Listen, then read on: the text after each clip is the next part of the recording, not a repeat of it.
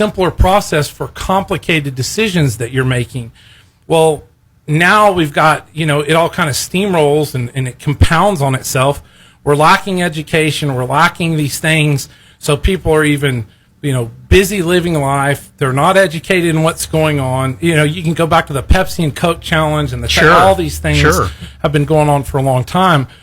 But so that's what, going back to this specific post that I made. Yeah. This has been going on for a long time. And I saw this event that took place from PBS, and it talked about the lack of civility.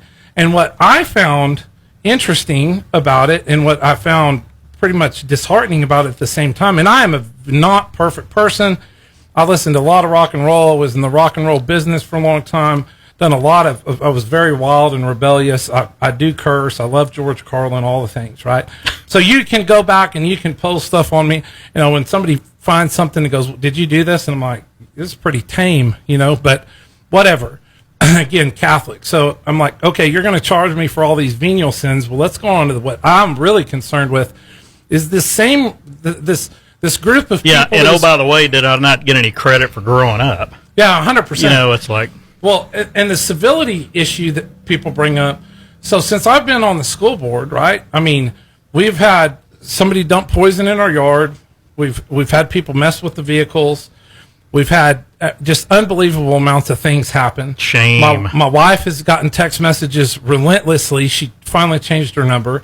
That was like just unbelievably crazy. I'm not even going to go into them. So a good friend that helps run education for me, when this last election happened for 6 weeks straight, she got over 30 phone calls a day, and it was someone using a voice modulator from a Google number, and they were literally saying, hey, the last thing you're going to see before I murder you is I'm going to rape your daughter, and you're going to watch me rape and kill her, and then I'm going to kill you. So we called the FBI, and the FBI got involved. They came in and said, well, we can't prove that it's going across state lines, so we don't have jurisdiction. So then we brought in MPD, and MPD came over, and all this is recorded, right? I mean, because nobody was helping. Right. And so this comes to light while this is going on. And I mean, here's the detective's name. This is Sergeant Anthony Corson, Special Investigative Services Bureau with the Midland Police Department. And so he drops the card off and says, I'll come by tomorrow. And they don't even come by and get a complaint. Then I get an envelope mailed to me. I was in Philadelphia. My wife was at home. Okay. And so she calls the police, and Josh Gwynn got a deal mailed to his house, calls the police, Matt Freeze. There was stuff mailed up to the school district as well for us. And the police come, and they don't take it in for evidence. They don't look for it, no fingerprinting, nothing, just open it.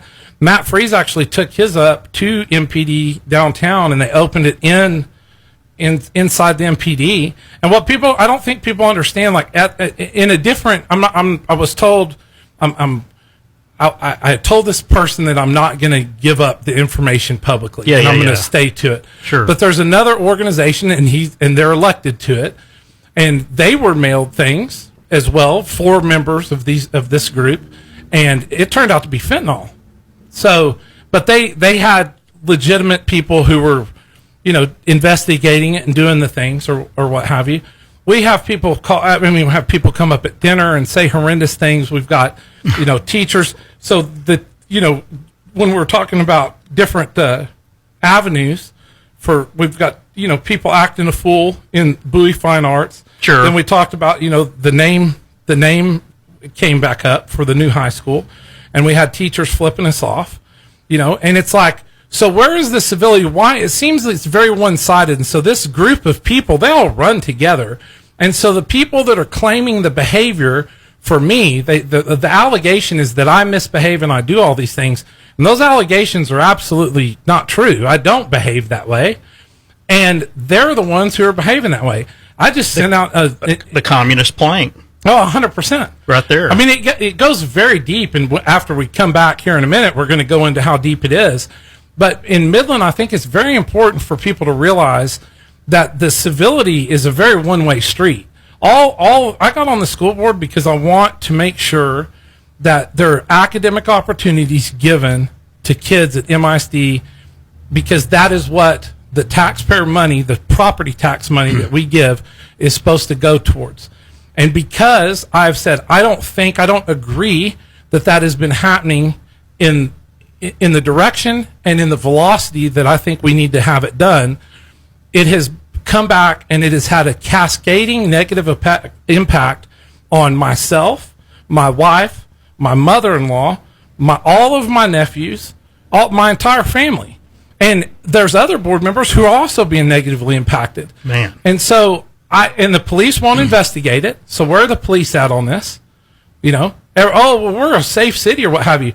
I'm whether you like me or not, right? Whether it doesn't matter if you like me or not. I am the sitting president of the school district in Midland, Texas, that has an annual budget between $350 to $400 million. Right. 30,000 kids, 3,000 employees, a $1.415 billion capital project, hundreds of $1 million worth of TRS liabilities. We have our own transportation system, and we have our own police force. And running for office, spending my own money and my own thousands of hours on trying to do what's right, I can't even get people to even give the basic benefit of civility to the fellow board members and myself, but yet I'm going to sit here through tax dollars that subsidize PBS and listen to a bunch of wannabes tell me about civility, and I'm going, who's being uncivil? Like, tell me about uncivility. Like, please, more. Right. Tell me about this civility, please. Should I write a letter to my parents and tell them they did a terrible job raising me? Because I'm the one, and the other board members and people who have a different opinion just don't happen to agree with your argument. We all want the same thing. We want to do what's best for Midland. Sure. But we all don't necessarily agree on how we get there, and that's okay. Yeah. So let's grab a phone call before the break here. Somebody's been trying to call in, and you're on with Brandon W. Hodges. Go ahead. Brandon, I got a question I got to ask you. I'm a pretty good old guy. I graduated from Midland High in '69. I was at the Odessa High Midland High football game. We were having a pretty good time. The guys at the left were saying, "Who let the dogs out? Woof, woof." And I said, "Oh, that was pretty funny." So I looked over there to my left at them, and I said, "Meow, meow," like a cat. Yes, sir. So at halftime, a woman police came to me and said, "I got to talk to you a minute." He said, "We had a complaint. Some little 12-year-old girl heard you say something like meow, like a cat, and it got her all upset, and she told her mother, and her mother is all upset. So I'll be doggone if..." So they called a superintendent from MISD, and he came over there and said, "We're going to have to kick you out for the rest of the game." But I said, "Well, I didn't do anything wrong. I just said meow. It was funny. It was just a joke." Sure, so absolutely. That would be all there was to it. So Friday, two MISD came at my house at 12:30, and I'm kind of elderly and asleep, and I was sick. But I opened the door, and they gave me a Midland ISD Police Department criminal trespass warning. It says if I go on the property anymore or anything, I'll be arrested, given a $1,000 fine and 180 days in jail. That's crazy. I would like to investigate that more, and I would strongly recommend that you file a grievance and fight that. I mean, I don't have all the info on it. I'd have to look into that more, but based on what you told me, I mean, that's an issue that shouldn't happen. It says it was requested by Wes Torres. Well, Wes Torres is a good man. I know him, and he usually does a pretty good job on things. And there's a good chance that Wes doesn't even know what's the full story on that, right? But I'm not going to speak for him or speak to the specifics of it, because that sounds a little odd, for sure. And we definitely want to look into that. And I think that you should. I apologize about your experience. I don't know what else to say other than that. But I do know Mr. Torres, and I also know his wife, and they're stand-up people. So there's got to be, I want to give them the benefit of the doubt for sure.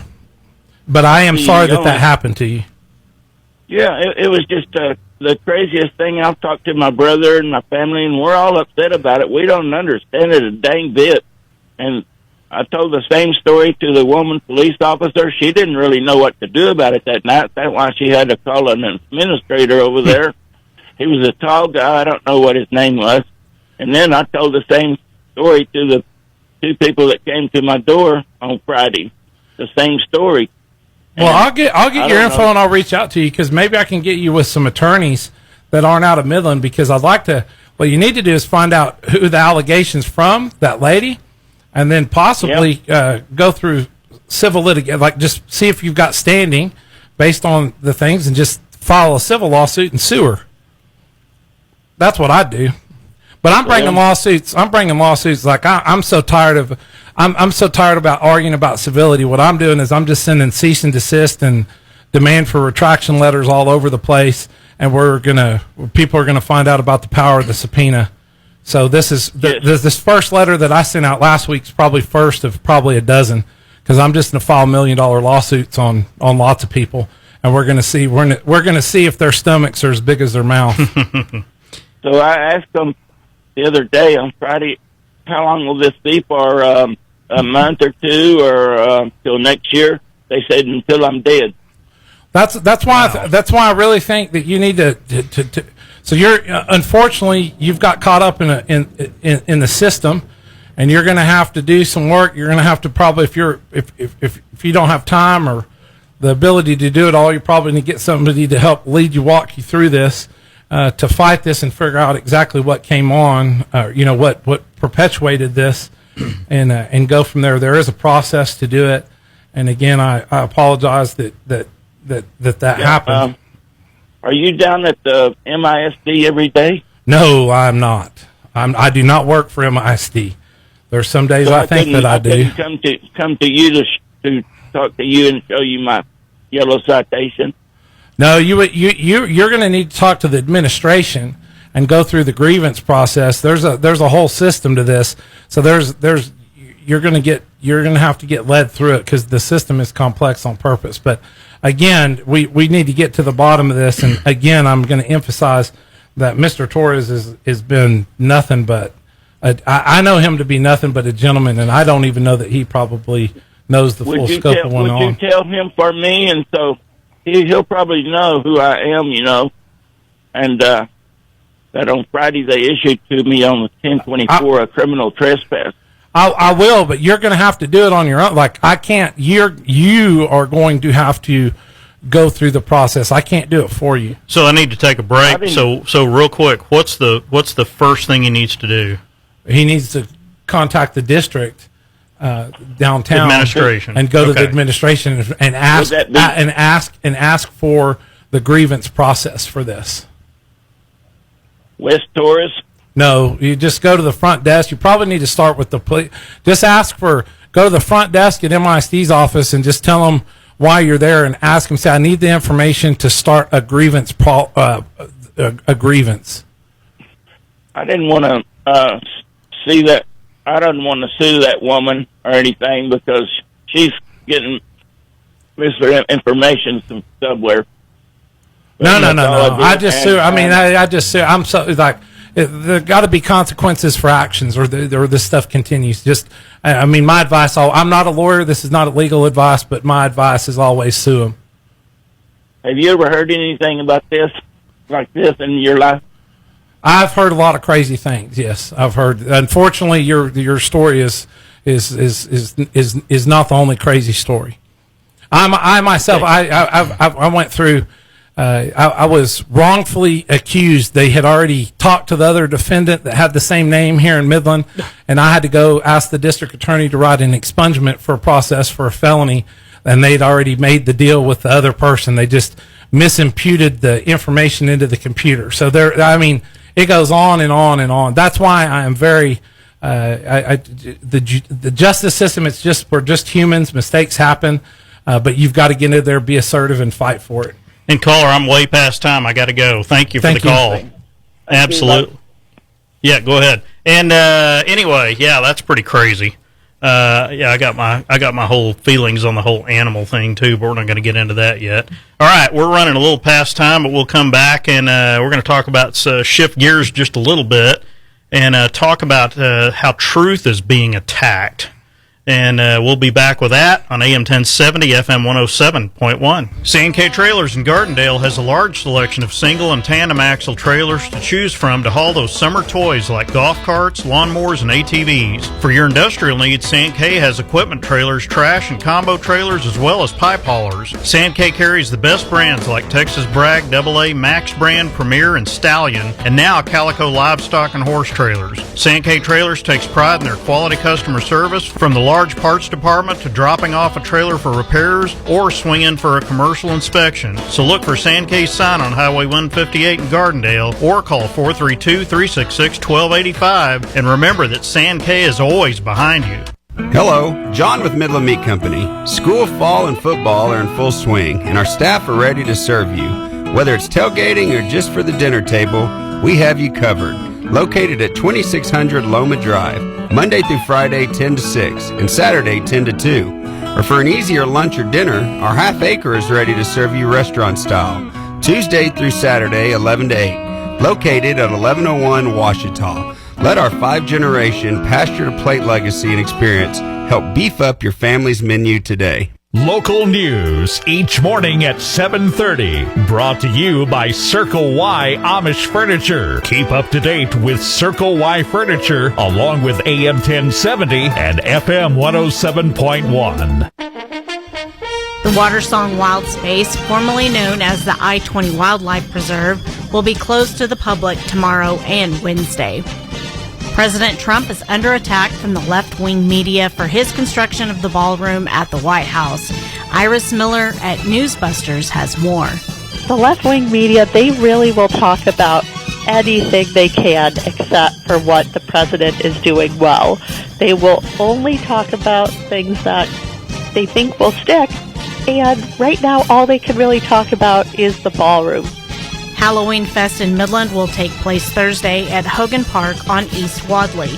The event was originally scheduled for Friday but was postponed due to the rain. The event is free and hosted by the Midland Police Department and Midland Parks and Recreation.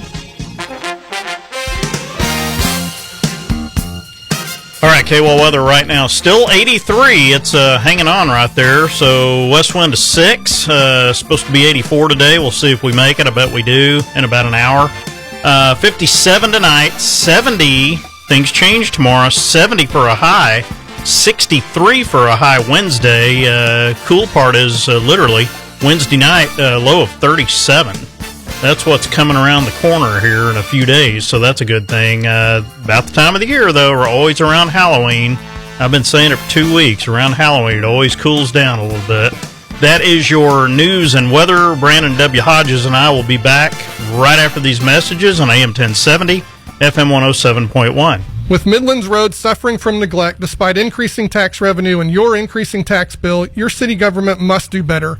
After 3 years of Lori Blong, we've seen a 30% increase in the budget, with debt reaching close to $1 billion after interest. What will 3 more years of Lori Blong look like? $2 billion? Garfield still under construction? Another 30% increase? A vote for Judd Campbell is a vote for a CPA, for the good old fiscally responsible Midland, for normalcy. Paid for by Judd Campbell for mayor, Judd Campbell treasurer. More info, go to juddformidland.com. Just like the name says, Midland Muffler and Brake specializes in muffler repair, brake work, and aftermarket exhaust. Locally owned and operated for over 40 years, Midland Muffler and Brake is the place to bring your truck, car, motorhome, or any fleet vehicles for service, but also alignment, front-end repair, shocks, struts, and even interstate batteries to get you going. With top brands like MagnaFlow and Flowmaster, along with aftermarket catalytic converters by AP, Bill and his crew earn your trust by fixing what needs fixed, not what doesn't. Midland Muffler and Brake, 3200 West Front Street, or call 699-7924 for a free estimate today. The entertainment news is on the air each Monday through Friday morning at 6:30. Brought to you by Sand-K Trailers in Gardendale. Right here on AM 1070 and FM 107.1. D&E Electric Midland, a locally owned company that will do all of your electrical work around the house, your office, and business. D&E Midland supporting the American way of life, the American flag, and the Permian Basin. Call Kobe or Cal Easterwood at 682-6463. We've been using D&E for several years here at KWEL, and I'm here to tell you, you can trust D&E. D&E has residential generators, and they offer financing on all of their work. Choose your own payment plan. D&E, 682-6463. All right, about 3:42, and we're just going to jump in right to it here with Brandon W. Hodges. So we're going to shift gears a little bit. There was a Dr. Weinstein, Brett Weinstein, that I kind of I had sent Brandon a clip, but I'm going to play the first clip I saw on this guy, and this is talking about how truth is being attacked right now, and this is at a senatorial hearing in Washington. This was Ron Johnson introducing this guy, and just this will be about 3 minutes, but just take a listen, and I'll let Brandon. We'll talk about it after the clip plays. Here we go. Thank you, Senator Johnson. Ladies and gentlemen, I believe we must zoom out if we are to understand the pattern that we are gathered here to explore, because the pattern is larger than federal health agencies and the COVID cartel. If we do zoom out and ask, what are they hiding? The answer becomes as obvious as it is disturbing. They are hiding everything. It will be jarring for many to hear a scientist speak with such certainty. It should be jarring. We are trained to present ideas with caution, as hypotheses in need of a test. But in this case, I have tested the idea, and I am as certain of it as I am of anything. We are being systematically blinded. It is the only explanation I have encountered that will not only describe the present, but also, in my experience, predicts the future with all but perfect accuracy. The pattern is a simple one. You can see it clearly and test it yourself. Every single institution dedicated to public truth-seeking is under simultaneous attack. They are all in a state of collapse. Every body of experts fails utterly. Individual experts who resist, or worse, in an attempt to return their institutions to sanity, they find themselves coerced into submission. If they won't buckle, they are marginalized or forced out.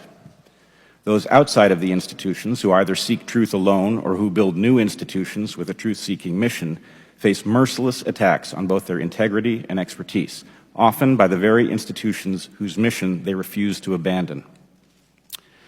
There is a saying in military circles, once is a mistake, twice is a coincidence, 3 times is enemy action. I have no doubt that given an hour, the people on this panel could point to 100 examples of the pattern I have just described, while finding even a handful of exceptions would pose a significant challenge. We are left in a fool's paradise. Our research universities spend huge sums of public money to reach preordained conclusions. Professors teach only lessons that are consistent with wisdom students have picked up on TikTok, even when those lessons contradict the foundational principles of their disciplines. Once proud newspapers like the New York Times and Washington Post only report important stories after they have become common knowledge. Morticians must now raise the alarm over patterns missed by medical examiners. The CDC has become an excellent guide to protecting your health, but only for people who realize. Okay, he's more into the mode of the COVID thing and all that. He's using it to talk about that. But I thought what was interesting that I picked up on just now is he early on in this first minute or minute and a half, he essentially was clicking right through your 5. 100%. Did you hear it? Yeah. I mean, it's just. It is 100%. So I will tell you, I kind of I don't like calling people evil, and I don't like calling people an enemy, although I do believe that there are evil enemies amongst the United States and want ill will, and they're an enemy combatant. Sure. And a lot. Sure. But when we drill down on the local level on what we're going through, I'm very cautious on. You hear a lot now that everybody is evil or everybody is your enemy. And it has been of my experience that most people that I meet go back to another subject matter that he brings up in there is lack of competency. Right. And I have found that the majority of people that I have encountered on a local and probably statewide basis fall into two general categories. The majority of them. There is a percentage of them whom I may or may not, depending on who that is, consider them an enemy and also evil. But I would say 2/3 of them. I'd be comfortable saying 2/3 of them. But I have a feeling you don't easily and readily just jump and say they're an enemy of mine. Once I determine it, there's. But it's actions on their part. Correct. It's not you wishing. Oh, let me add one to my list. Here's, correct. You know what I mean? 100%. But I will say the competency, I think, is one of the major issues that we have is just a lack of competency. And the second thing is everybody is using whatever it is at their time as a stepping stone to get to the next level, right? I mean, to go on, it's a resume. And I think within those, you could drill down and put all kinds of metrics or parameters on this, on the reasons people do things. A lot of people are very much like, I'm the president of the school board, or I'm the mayor, or I'm on city council, or I'm the governor, or what have you. I don't really I'm very non-British. I don't care about titles so much, right? I'm more about I want the most amount of money with the least amount of headache. Right. And you can put assistant helper to the dog scooper picker upper, right? And if that pays more, that's usually what I care about more than per se the identity. You are one that, and I respect people are like this. You're one that lets your will of debate and intelligence define what your stance is or what your issues are. You don't come out immediately and say, well, how dare you? I'm the president of the school board and I'm this and I'm that. No, that's so out of it. When I'm in my element, I'm surrounded by people who are way smarter than I am, which is easy to do, right? I don't set the bar. But I like to be maybe on different levels. Iron sharpens iron, right? Yeah, that's why I'm at an Ivy League institution that I find I disagree with some of what he said, because I find that most of the people that I'm around are like really unbelievably like trying to get better on what it is they know their subject matter. And so I think, but I do think that I think culturally, and AI is a part of it, and just easy access. The thing that we're lacking is nobody knows how to go out and seek out the information. My good friend Mike and I talk about it, and him and I, it's funny because everybody thinks him and I agree on everything, and we agree on a lot. And he's a great friend of mine, and him and I talk about it all the time. One of the things that we're not teaching people how to go seek out the information to rebuttal the argument, right? And this is part of the nudging. This is part of the ethical dilemma I'm talking about with the choice architecture. Yeah, and you can call it the programming. Yeah, well, 100%. And there's tons of white papers that show that with the new technologically smart devices that we spend hours on, it's actually changing the electrical current of how our brains operate, the flow of it, right? And so there's a lot of issues there. But again, I'm not a Luddite. I'm not a technophile. I don't have a problem. I am going to get off social media because I want to detox from. I'm still going to have Signal app. I'll still be on YouTube. I'll still have some things. But the subject matter, because everyone has become so ridiculously toxic, I have found it affecting me. So in my house, it goes God, spouse, kids, everything else. And I was married before, and that marriage failed. And as much as I'd like to blame it on everyone else, right? I was just as much a part of it, right? And so I've gone to I've done a lot of things to try and get better. And it is God, spouse, and kid at my house, no matter what. And I have found myself in the last couple of months really struggling internally with the people that hate me. Their hate for, like, really legitimately, like, hate for me. They wish death upon me, right? Their hate for me is greater than their logic. And I have found in the last probably 2 months, maybe a month and a half, I've really been struggling with becoming the monster that I'm fighting against, and on hatred inside me. Yeah. And I just am not going to allow that to happen to me spiritually. And to be quite honest, there's so many nincompoops, like intellectual nincompoops here in Midland, that it's getting to a point to where I'm going to make a determination on whether or not the idiots here, on their own will and accord, right? And maybe I should rephrase it. I'm not going to. They're idiots and they hate me. but they are trying to get at me, and I am about to make Well, and again, I just love to say this stuff. You didn't just label them idiots. They defined that on their own. Oh, by their actions, right? Yeah, yeah. And so I'm just not. I'm so self-confident in myself and with the beautiful life. My wife, Alice, my wife is an unbelievable person. Her this was the first family outside of my own, and my parents are dead, right? Mm-hmm. Most of my family is all dead. It's just me and my sister really that was left, other than my nephew. Anyway, point being is, I found someone who they love me how I am, and I love them, and it's the first people I've ever had that I felt like were on my team, on my side, and I'm not going to ever put that in jeopardy for that. And I'm so self-confident and cocky in my ability. My mentality is, you nincompoops in Midland and you want to be leaders in Midland are unworthy of my time investment. And so, well, sure, I'm going to go live in $1 million house, and y'all figure it out. And I will be civil because I won't play a fiddle or a violin while I watch it burn. Right, right. Let me get a call real quick. We got about 6.5 minutes or so, and you're on with Brandon W. Hodges. And you're on the air. Go ahead. Good afternoon, Brandon. How are you? Well, I was going to say, I think there's also right along with what Brandon's saying, and the big chunk of people that just are incompetent and stuff like that. And he said you have, I'll say, people with ill intent that are tangled up in our government and all our institutions. I think locally, it's not so much ill intent where we run into issues so much as people that have been educated in a way that they think public officials, in particular maybe city council and mayor, that their job is to administrate more than represent, if that makes any sense. No, 100%.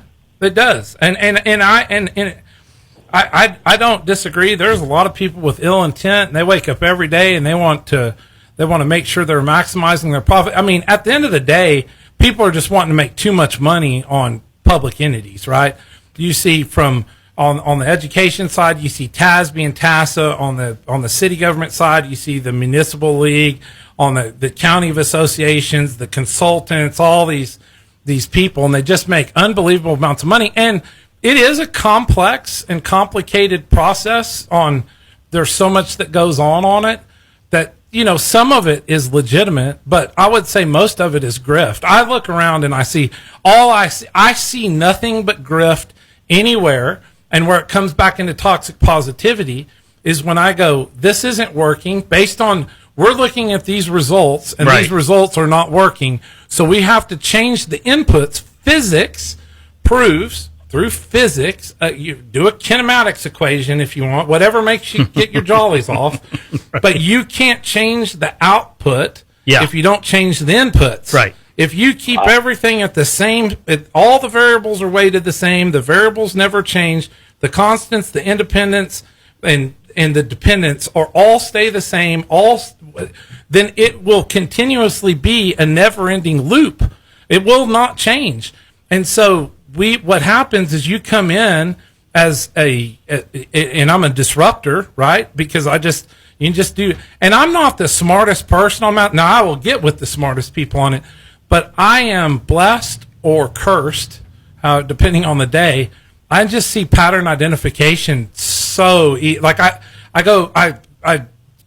just so easy to see for me. It's I was going to ask. I've just got a few minutes here, but either caller real quick or Brandon, can you point out anything locally specifically that you've seen this lately? Caller first. Let's take the Garfield Cuthbert interchange over there when they spend a day digging and then cover it back up and then have to redig it, or downtown with the little park they're building, they end up taking a bid because it's the only bid they could get for $100,000 a piece for street lights. But is that the only? Do we actually know that's the only bid?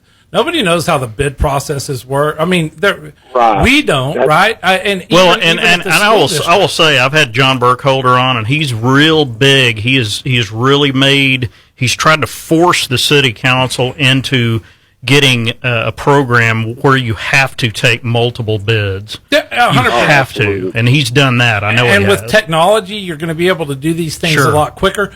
But again, you're going to get up. What will eventually happen is you'll come up against these entrenched institutions that are going to start pushing back on it, going, "We're not going to cede our market share. Yeah, these are easy. This is easy money for us, right?" And so there's just so much wrong to be. At the end of the day, it's, people get mad, but we get the government we deserve, right? If you're spending more time on travel sports and watching TV or whatever it is that gets your jollies off, nowhere in our founding documents, nowhere when the Pilgrims came over, and we've been dealing with this. Y'all do realize, that the Pilgrims.